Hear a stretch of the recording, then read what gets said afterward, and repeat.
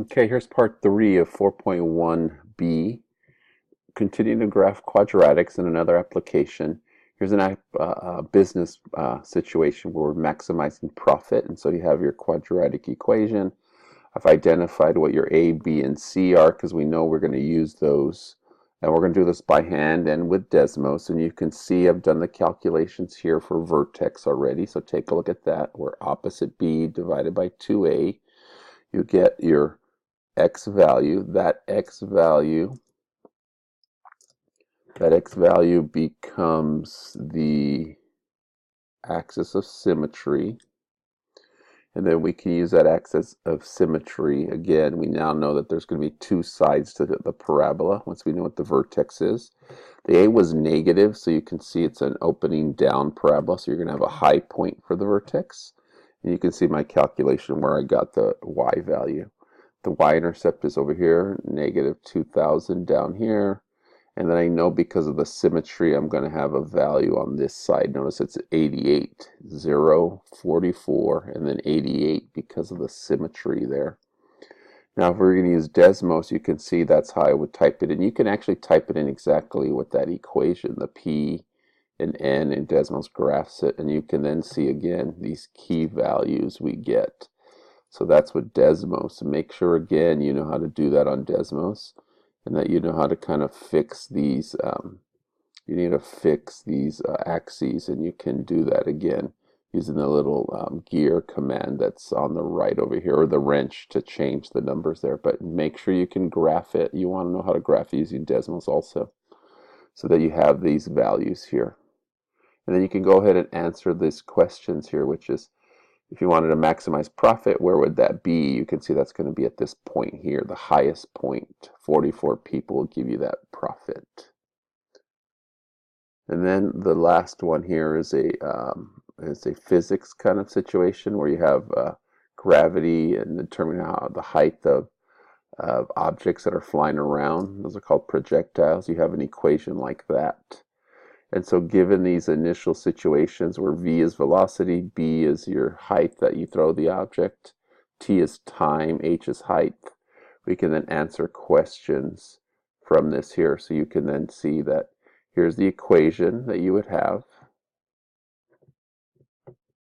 And so what we're going to do is use Desmos to answer these questions. So you have this equation, negative 16t squared, 64t8 plus 80. So on Desmos, I'm going to type that in, negative 16t squared plus 80t. Let's make sure I'm getting the right numbers. 80t, so 64t plus 80. 64t plus 80. And so I see the parabola there, but I'm going to have to adjust that a little bit there. There we go. Let me see here. Let me see by zooming in. That doesn't help us too much, but I at least got an idea. There we go. A hint that I'm going to have, though, if I'm going to graph this by hand, you can see I want to go from 0 to 6 on the x, 0 to 160 on the y.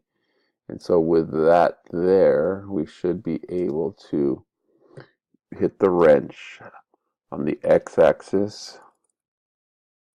I want to go from 0 to 6, and then 0 to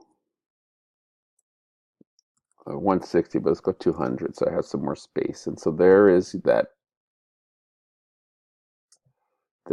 object. So you can see where it left 80 feet off the ground at time 0, has its high point 2 seconds, 144, then it hits the ground in 5 seconds.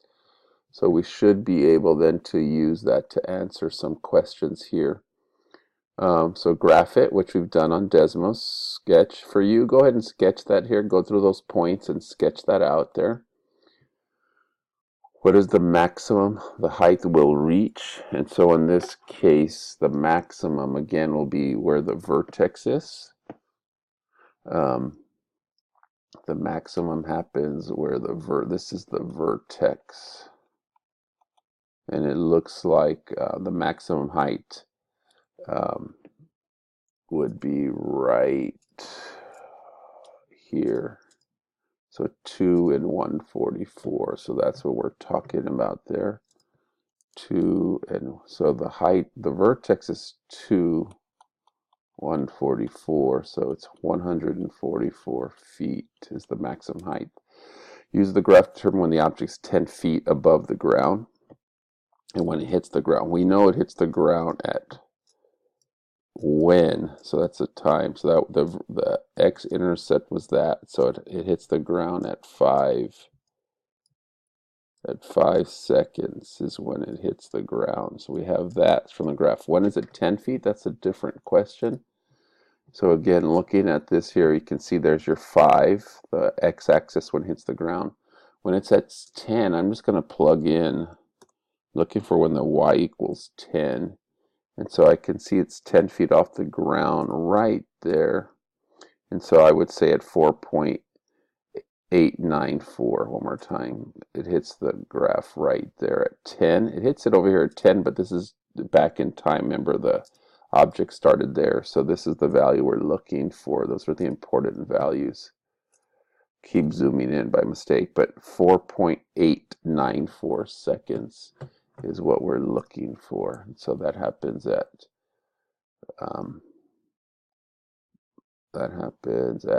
4.894 seconds. So that's how you want to use Desmos to solve these problems. Do it by hand so you can verify it.